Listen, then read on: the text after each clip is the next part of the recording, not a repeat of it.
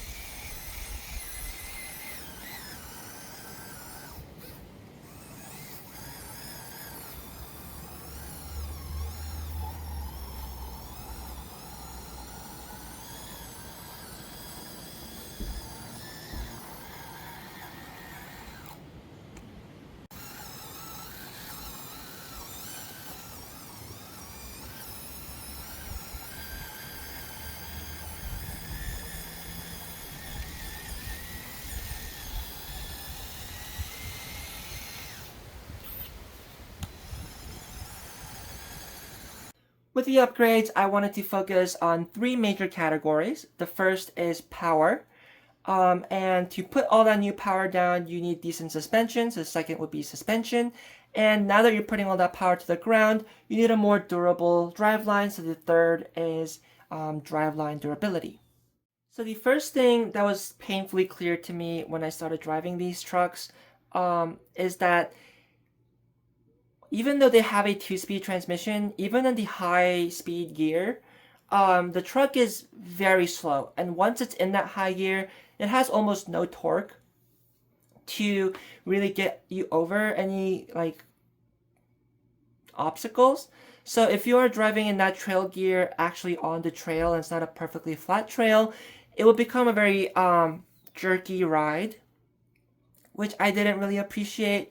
So the very first thing I wanted to do is upgrade the motor. So to upgrade the motor for these trucks, you can actually use mostly FMS part spin to upgrade these things. And even though these trucks don't really come with very good electronics or servos or motors or anything like that, they're FCX line of vehicles, which are more designed towards performance and more the RC side of the hobby.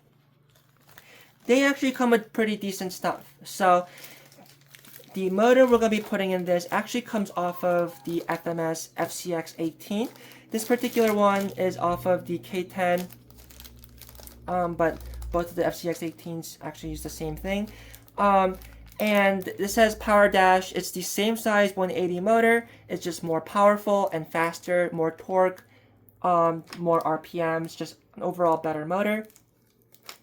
The only thing you'll have to do is take the stock pinion gear off of the stock motor and just put it on here. And conveniently, they ship you this motor with the pinion gear not installed. So you don't have to pull off 2 pinion gears, you just have to do it one time, which is very nice. And because this is the same exact size of motor with the exact same style of connector on the end, it's a full-on bolt-on upgrade. And once you do that, the speed and performance of the truck improves drastically. And to demonstrate that point, we're going to do a quick little drag race.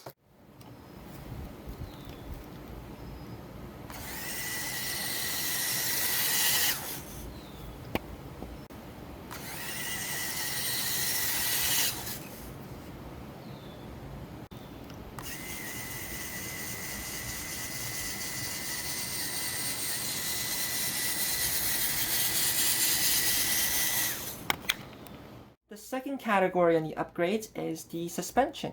So these trucks, like I mentioned, are leaf-sprung trucks, but unfortunately, like a lot of leaf-sprung RC vehicles, they do not come with oil-filled shocks.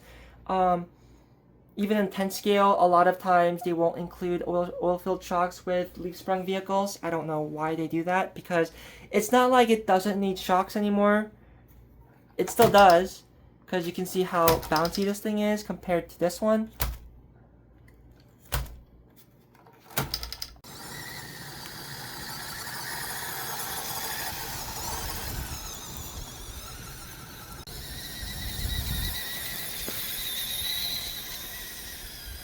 Of course, it is still bouncy because it's still not running on fully oil-filled shock.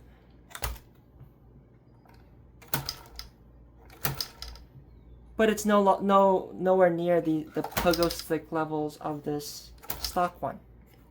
So to remedy that, actually without changing your shocks or anything, what I do is actually take these stock like placeholder shocks off. There are these little metal bodies here. Right there. And they just come apart if you undo your leaf springs. And what you can do is put some sticky grease on the shaft of those faux shocks. And what I use is the Tamiya anti-wear grease, stuff I just have on hand. If not, you can use some other like sticky grease, maybe like marine grease or something. Just a very light coating of it on the shafts and just work it in. And you should get a little bit better damping action with those shocks. So it won't be quite as bouncy. You can see with the shafts greased, just how much more stable this truck is. Of course, it's still gonna bounce a little bit because it's not real damping oil or anything, but it's significantly less bouncy than before. Of course, if you do want to go beyond the budget level and go above and beyond, you can probably find some shocks or modify some mini shocks to fit in here. And that's something I might do in the future, but for now, just kind of keeping it basic and budget friendly. Another thing that people forget about leaf springs is you have to actually break them in. Out of the box, they're going to be very, very stiff and not articulate very well or travel very much. And The two ways you can really break them in is one, obviously, by cycling them a bunch, and two, just driving on them a lot. But to drive on it, the suspension actually has to cycle a lot, which with the very lightweight body on this, it just does not do enough. So what I would do is add more weight to the body and chassis of this truck to really force that suspension to really cycle back and forth as you drive it to naturally break it in. And what I've done to add weights, so this one probably weighs like twice as much as this truck with all the weights I've put on. So first, going under the hood, you can see I've added some sticky weights here. These are just wheel weights for like real cars. You can buy them really cheap on Amazon. I added a couple on top of the servo here, and also added some down here where the battery tray used to be. And I will get to the battery tray thing later in the video. But I added that. On top of which, I added more weights to the bottom of the truck. You can see more weights up here in the front, as well as here and here. And then to kind of balance it out just a little bit so it's not too forward heavy, a few weights in the rear as well. And what all those weights will do is not only, also weights under the spare tire. So what all those weights will do is not only kind of sag the suspension down a little bit so it comes to a bit more of a realistic stance, but also the body will be more realistic since it has some mass to it. So when you're driving on the trail, the suspension will actually cycle back and forth and naturally break in and give you those really, really soft leaf springs. A common mistake a lot of people make is removing leaves off of the set of leaf springs to make it soft. But I would not recommend you do that because these are very, very thin and very, very small leaf springs. So the more you remove, the more you risk getting into axle wrap, especially with the upgraded motor you just put in. And what axle wrap is when the driveline torques the axle so much that it will actually twist and wrap your leaf springs around your axles this way, which will inherently ruin your leaf springs and just make the truck not drivable until you fix it. And what some trucks do is add a kind of a link between the axle and the chassis, and it's called an anti-wrap bar, to brace it against that kind of motion so it does not do that. There's not anywhere to mount one on this truck, and obviously there's no upgrade option for this. So I would really discourage removing any of the leaves from this set because you will be decreasing overall driveline durability if you do that. I would much rather you do the proper method, which is just break in those leaf springs, and you can see just how much softer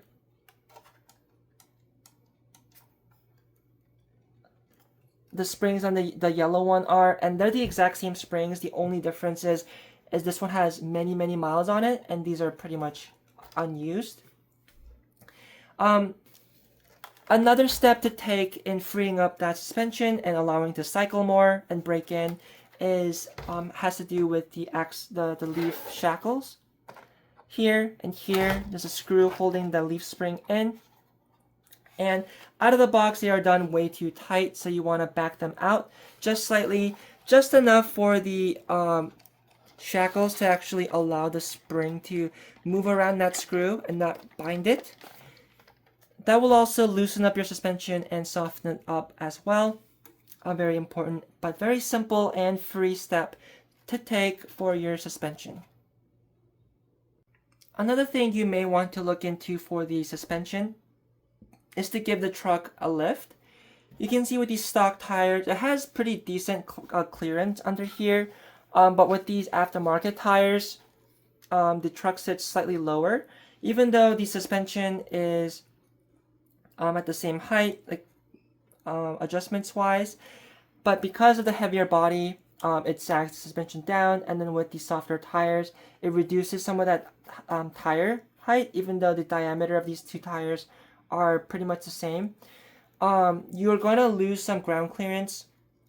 So if you want this look, this kind of stock wheel gap look, what you can simply do is just cut off the excess off of your U-bolts. You can see just how much excess there is here. Or the alternate route you can go is actually give the truck a lift by flipping the leaf position on the axle. Out of the box, it's the axles sit on top of the leaves, which is a more realistic configuration. But you can give it a lift by simply reversing that orientation so the leaves sit on top of the axle, and that will give it a nice little lift. The only downside you're going to face that I have not figured out yet, and I will make a separate video when I do figure it out, is how to deal with the drive shaft falling out. Because you can see the rear drive shaft, when you do that lift, the rear drive shaft and the front drive shaft, I forget which one, but the drive shaft no longer becomes long enough to the full cycle of the suspension and will fall out as you drive. It is solidly attached on this side, but it's not on this side. It's just a dog bone on the transfer case side. So that is something I will have to figure out how to remedy. But as far as the height goes, that's how you would do it. I just have not figured out the drive shaft situation yet without going with a custom, like 3D printed part path. Another aspect of suspension that people don't think about is the tires. As much as tires are part of traction, it is also part of the suspension, and the stock tires are actually very, very stiff and do not work super well in the stock configuration. If you do want the stock tires to work a little bit better, what you can do is again add some weight to them.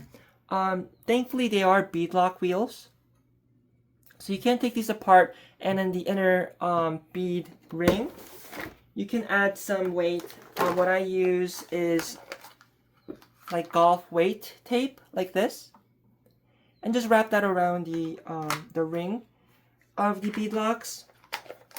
Add some weight on there, and then once it has some like weight pushing down on these tires, they actually do become pretty decent trail tires.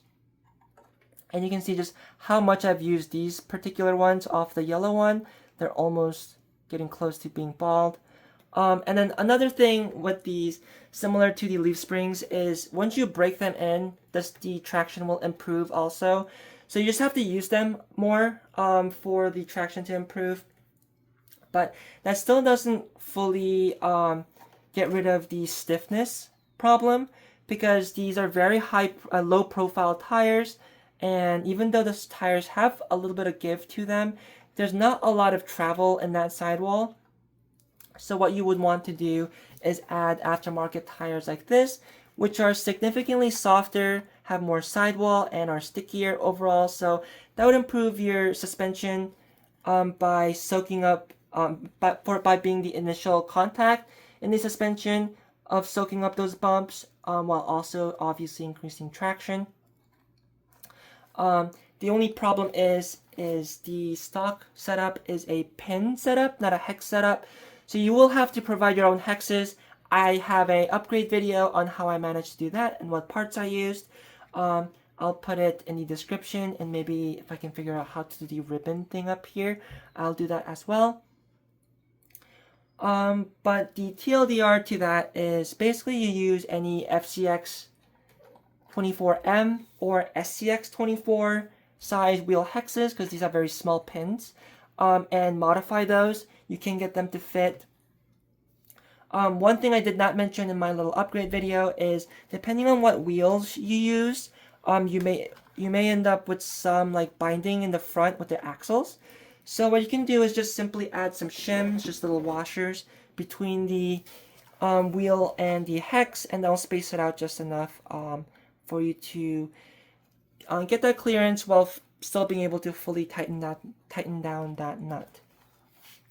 Because the stock setup has these scale hubs on it, the wheel stubs on these trucks are actually very long and allow for you to put spacers and all that good stuff, and still have enough thread left on the stubs to fully lock down those wheel nuts.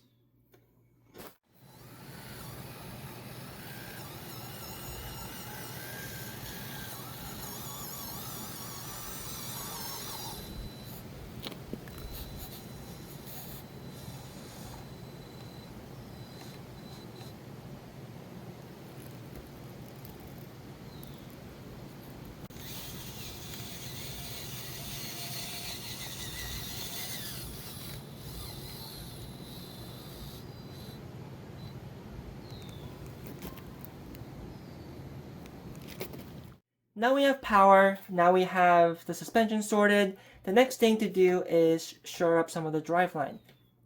So even with the stock motor, let alone the upgraded motor, a very common issue these trucks will have is the front axle stub snapping, and it's because of a flawed design. Even though they are steel, they taper down right at the end where it connects to the universal joint. So very often it will shear right there if you drive this thing off-road a lot. So I've done a full upgrade video and test of this part on my channel, so if you want to check that out, I'll also have that linked in the description. But what you want to get is the Batrasi stainless steel heavy duty axle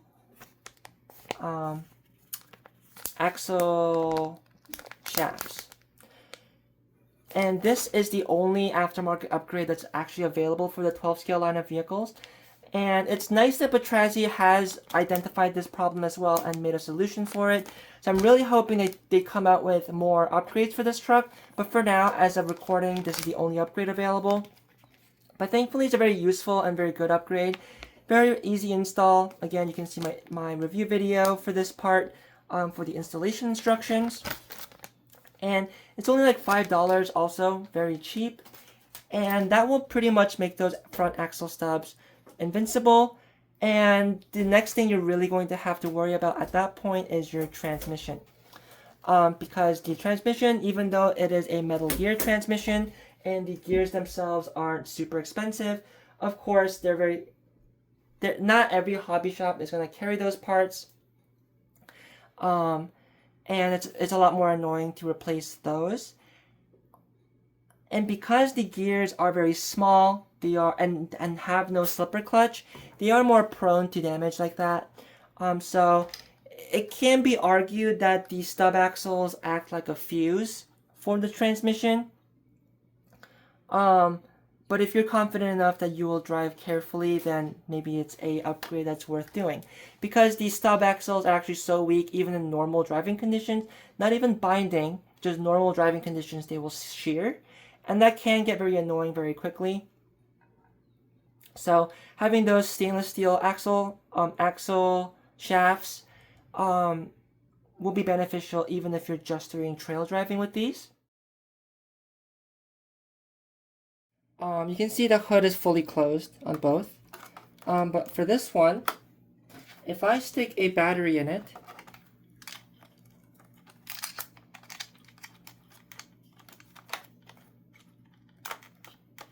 the hood fully closes. But for this one, if I throw a battery in it,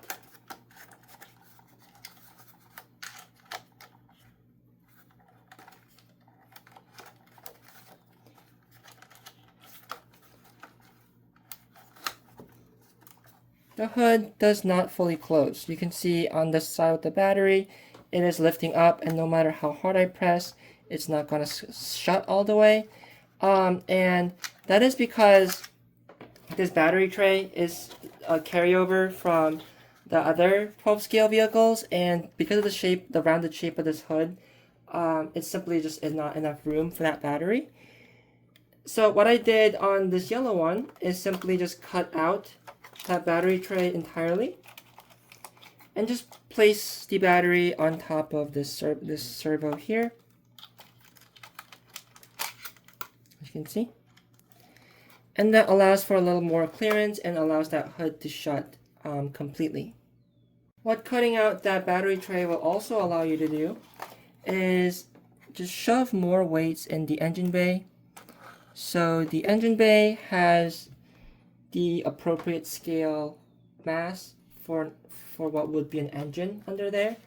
So that moves more of the weight forward, which increases performance, but also adds more weight to the body, which increases the mass of it, makes it move around a little bit more in a realistic manner.